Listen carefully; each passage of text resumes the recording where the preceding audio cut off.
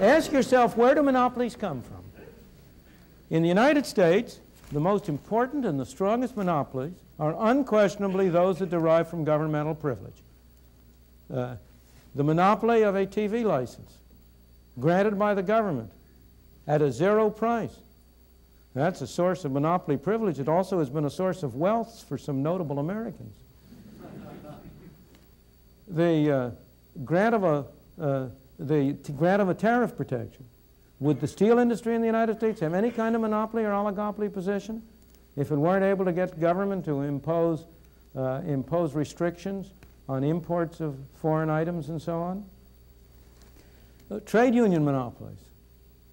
They get their strength and their support from Davis-Bacon Act, Walsh-Healy Act, other governmental measures that interfere with competition by others. It's very hard. In fact, I have tried to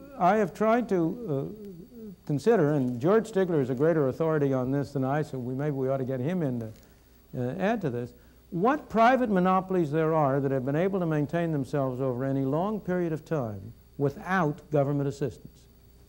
And I have myself only been able to construct two. One is an international one, the De Beers diamond monopoly. It really is I don't understand it. Maybe George can tell us the answer. But it has been successful over a very long period. And the second was the New York Stock Exchange. Not more recently, because since 1934 it's had the help of the SEC. But before 1934, from about the Civil War to 1934, so far as I know, it had no government support, and yet it did maintain an effective monopoly.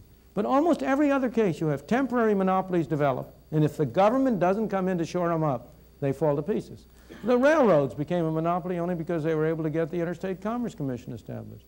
Trucking is a monopoly because the ICC keeps out competitors. And you can go down the line and find that one hypothetical monopoly case after another derives from governmental assistance and support.